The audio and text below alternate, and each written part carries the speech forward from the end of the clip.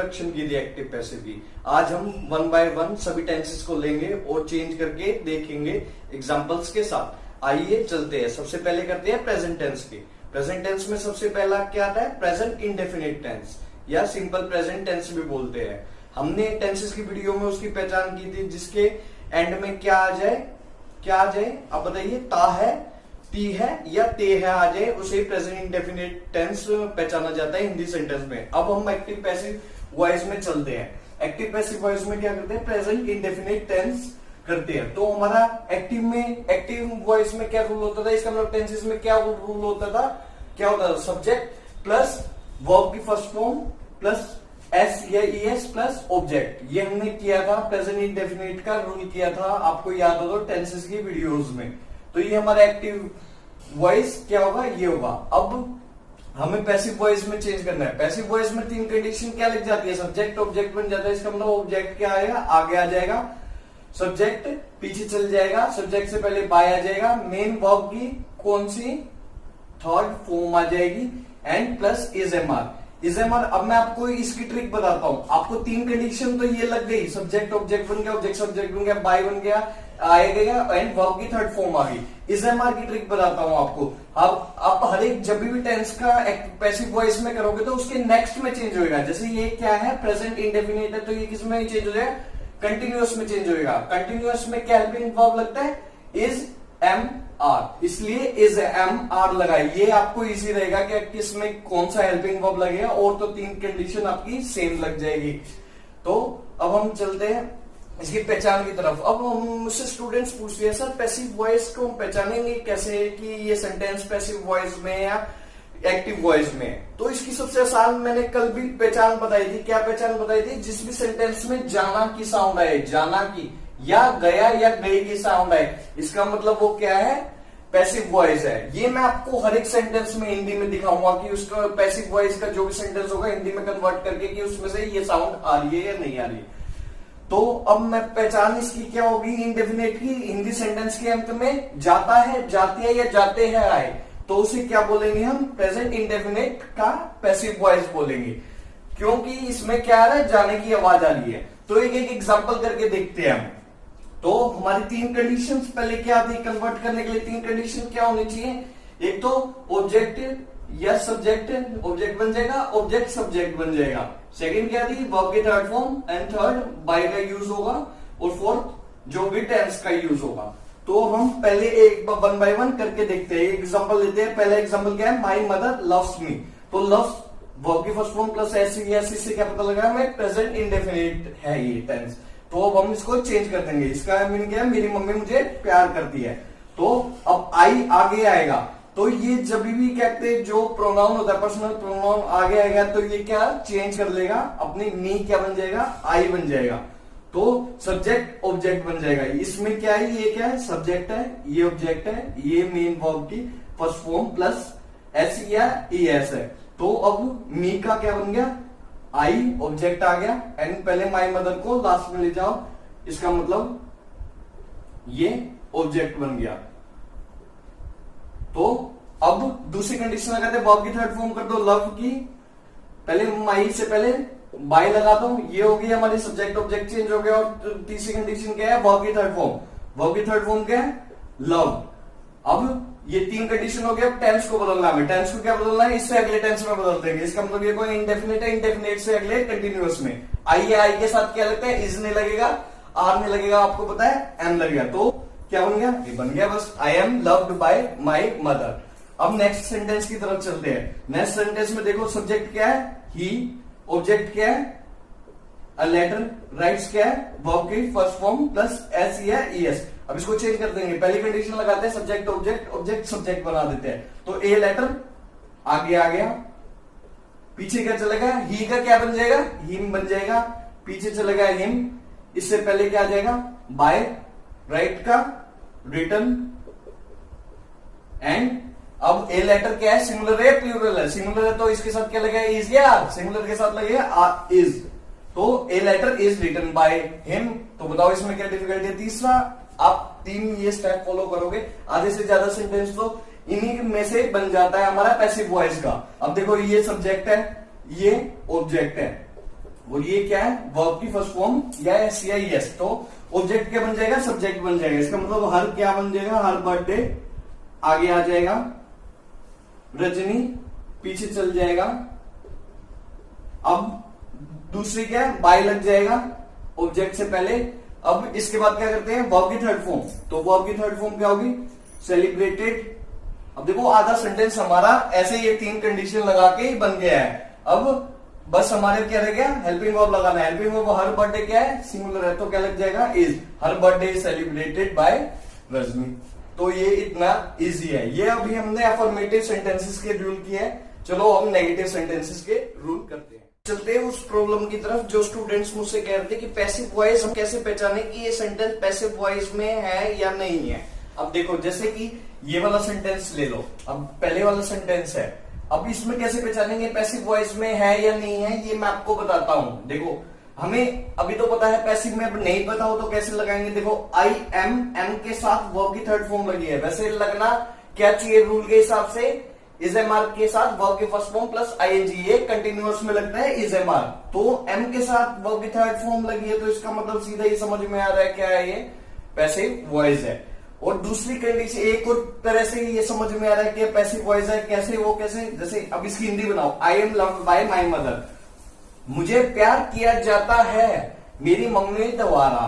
तो अब मुझे प्यार किया जाता है, क्या साउंड आ रही है, जाता है। जाता है आते ही क्या आपको समझ में आ रहा है, जाता है, मुझे प्यार किया जाता है किसके, मेरी मम्मी के द्वारा। जाता की साउंड आते ही आपको पता लग जाएगा पैसिव में, क्योंकि जाता तो आ रहा है, इसमें जाता तो आ रहा है, बट इसकी इंग्लिश तो कहीं नहीं आ रही। गो की आपको दिख रही है कहीं इंग्लिश नहीं आ रही, तो इसका मतलब ये पैसिव वॉइस है। जब जाता की साउंड आए और उसकी इंग्लिश आपको सेंटेंस में नहीं मिले, तो ये सबसे बड़ी पहचान है पैसिव होने की। अब सेकंड में लेके देख लो, जैसे letter is written by him, एक पत्र लिखा जाता है उसके द्वारा। अब लिखा जाता है उसके द्वारा, इसमें भी क्या है, जाता की आया, बट उसकी इंग्लिश कहीं गो आपको सेंटेंस में दिख रही है, गो कहीं दिख रही है, नहीं दिख रही ना, तो पैसिव है। इसका मतलब हर बर्थडे सेलिब्रेटेड बाय रजनी, उसका जन्मदिन बनाया जाता है रजनी के द्वारा। तो बनाया जाता है, जाता है हिंदी में तो जाता है आ रही है साउंड, बट इंग्लिश में कहीं गो दिख रहा है आपको सेंटेंस में, नहीं दिख रहा।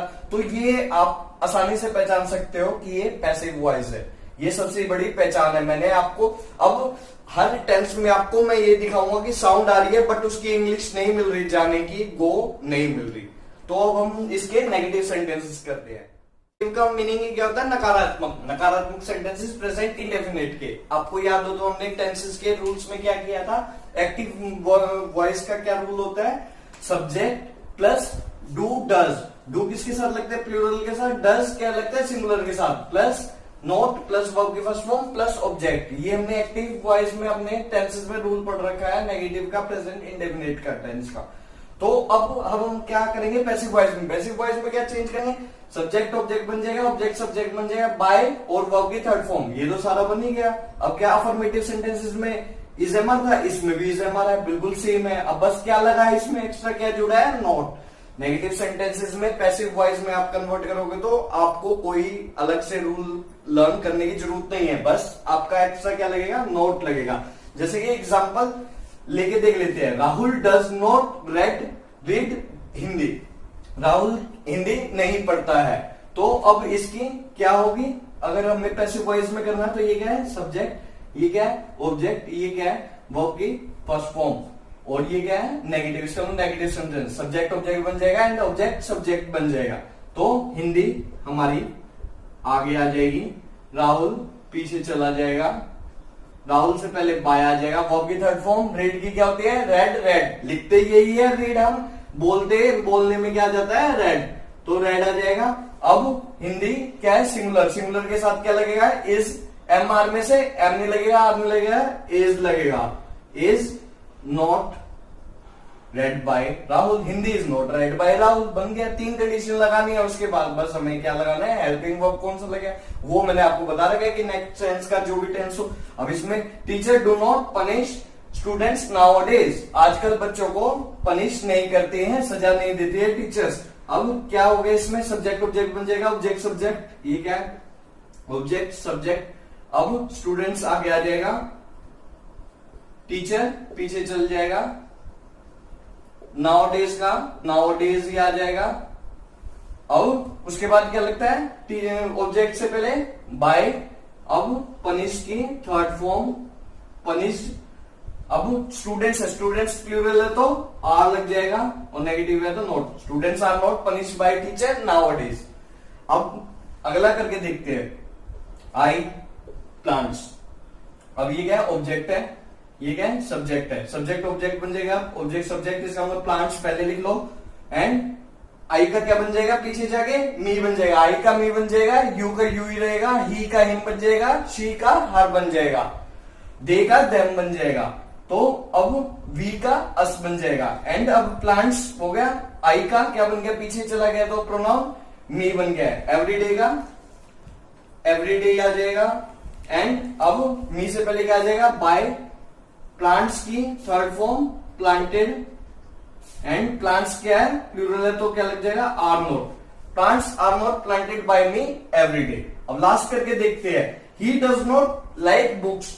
अब क्या है, बुक्स क्या है, ऑब्जेक्ट, ये क्या है, सब्जेक्ट, ये क्या है, वर्ब की फर्स्ट फॉर्म, ये क्या है, डज जो हेल्पिंग वर्ब लगता है, इसका मतलब इंडेफिनेट है, ये साफ पता लग रहा है, डज नॉट लग रहा है तो अब ऑब्जेक्ट आगे आ जाएगा, बुक्स जो सब्जेक्ट है पीछे चल जाएगा, ही का क्या बताया था, हिम में कन्वर्ट हो जाएगा, हिम से पहले बाय आ जाएगा, वर्ब की थर्ड फॉर्म क्या लगेगी, लाइक की लाइक्ड बन जाएगी, एंड अब बुक्स क्या है, प्लूरल है, प्लूरल के साथ क्या लगेगा, are not, books are not liked by him. अब हम ये भी देख लेते हैं, इसकी पहचान भी देख लेते हैं कि ये पैसिव वॉइस है या नहीं, हम कैसे पहचानेंगे पैसिव वॉइस है या नहीं, अगर हमें नहीं पता हो ये सेंटेंस पैसिव वॉइस है।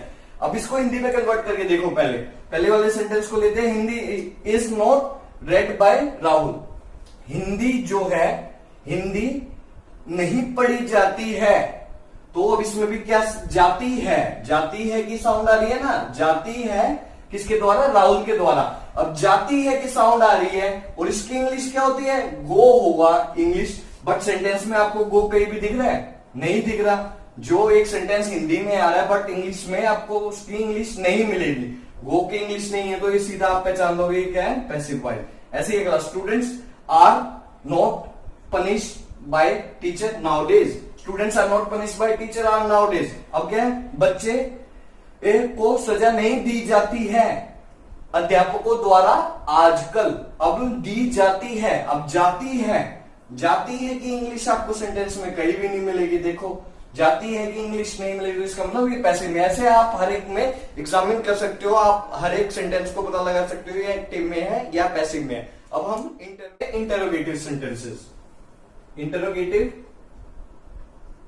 मतलब प्रश्नवाचक, तो अब हमने किस में क्या रूल किया था, टेंसेस में हमने क्या रूल किया था, अगर आपको याद हो तो सबसे पहले क्या आ जाता है, helping verb, do does plus subject plus verb की first form plus object plus question mark, ये हमने एक्टिव वॉइस में कर रखा है ये रूल हमने। अब हमने पैसिव वॉइस में क्या चेंज करना है, तो सिंपल सा वही इज एम आर लगेगा, हेल्पिंग वर्ब जब भी क्वेश्चन बनाते हैं तो हम सबसे पहले सब्जेक्ट से पहले आ जाती है, उसके बाद क्या आता है सब्जेक्ट, इसका मतलब ऑब्जेक्ट आ जाएगा, क्योंकि सब्जेक्ट ऑब्जेक्ट बन जाएगा, वर्ब की थर्ड फॉर्म आएगी by plus subject plus question mark. अब हम एक दो एग्जाम्पल करके देखते हैं तो आपको ज्यादा समझ में आएगा। तो एग्जाम्पल से, डू यू प्ले पबजी, अब यू क्या है, इसमें सब्जेक्ट है, पबजी क्या है ऑब्जेक्ट है, ये क्या है वर्ब की मेन वर्ब की फर्स्ट फॉर्म है, तो अब क्या हो जाएगा, ऑब्जेक्ट सब्जेक्ट बन जाएगा, सब्जेक्ट ऑब्जेक्ट बन जाएगा, पबजी क्या आ जाएगा, आगे आ जाएगा, तो पबजी क्या है सिंगुलर तो इज लग जाएगा, इस पबजी क्या आएगा, played by you and question mark.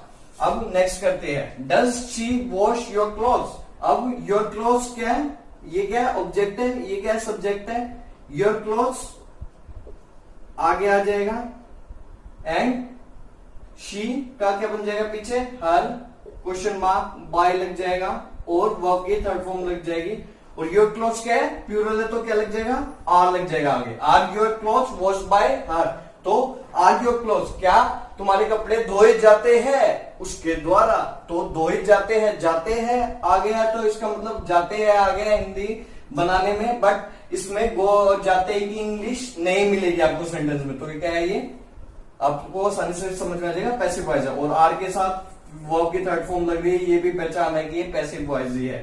अब नेक्स्ट पढ़ते हैं। नेक्स्ट में आप बहुत ही एक शानदार कॉन्सेप्ट सीखोगे, जैसे do you give food to the beggar. इसमें क्या है, ये सब्जेक्ट है, ये तो ठीक है, वर्ब की फर्स्ट फॉर्म है, ये क्या है, ऑब्जेक्ट है, बट ये क्या है, एक और ऑब्जेक्ट है, दो ऑब्जेक्ट आ गए इसमें। बट इसमें मेन ऑब्जेक्ट किसको लेंगे हम, अब ये कैसे पता लगेगा, आप कहोगे सर दो ऑब्जेक्ट है, इसमें मेन ऑब्जेक्ट किसको ले, पहले तो एक ऑब्जेक्ट था तो इजिली कन्वर्ट भी हो रहा था, तो अब दो ऑब्जेक्ट है तो इसमें हम घबराइए मत, बिल्कुल इजी है। जो वर्ब के बिल्कुल पास वाला ऑब्जेक्ट होगा उसको हम मेन ऑब्जेक्ट लेंगे, जो बिल्कुल पड़ोस में होगा दूर वाले को छोड़ देंगे। इसका मतलब पास वाले को, फूड को पहले ले लेते हैं, क्या लेंगे, ऑब्जेक्ट क्या बन जाएगा, सब्जेक्ट फूड, फूड क्या सिंगुलर तो क्या बन जाएगा, इज फूड, वर्ब की third form given, then second object आ जाएगा to the beggar and by you.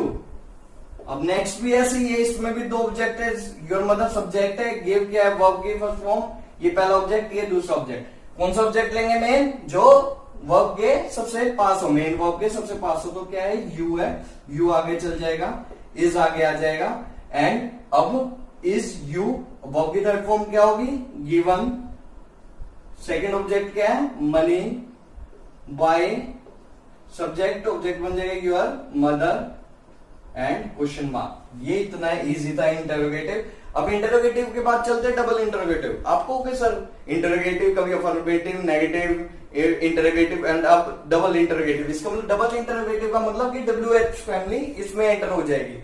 तो अब इसमें आपको कुछ भी नहीं करना, डरने की जरूरत नहीं है। डबल इंटरोगेटिव बहुत इजी है, बिल्कुल सेम है। तो इसमें क्या आ जाती है, आगे WH फैमिली प्लस हो जाती है, वाई, व्हेन, वेयर, तो ये प्लस हो जाते हैं। तो इसमें आपको कुछ नहीं चेंज करना। पैसिव वॉइस में भी सेम का सेम, WH फैमिली जो है वो आगे आ जाएगी, वो सेम रहेगी, चेंज नहीं होगा, और बाकी का सेंटेंस सेम रहेगा जैसे कि इंटरोगेटिव में रहता था। बस क्या आएगी, WH फैमिली आ जाएगी, और वो भी व्हेन का, पैसिव में भी व्हेन रहेगा, और सबका सेम रहेगा जो भी WH फैमिली में आएंगे।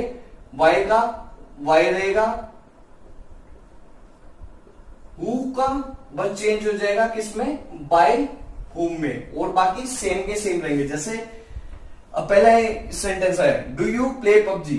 अब इसमें क्या आ सकता है, वाई, वाई भी आ सकता है, अगर सबने आगे जोड़ दिया why do you play PUBG, ये क्या बन गया, डबल इंटरोगेटिव। तो इसका क्या पैसिव वॉइस क्या बनाना है, सेम, बस हम आगे लगा देंगे Y, Y is PUBG played by you. कुछ चेंज किया नहीं किया, डबल इंटरोगेटिव हमारा सीधा बन गया। अब नेक्स्ट है, जैसे does she wash your clothes. अब इसमें जैसे आगे मान लो आप आ जाता है when does she wash your clothes, कब वो आपके कपड़े धोती है।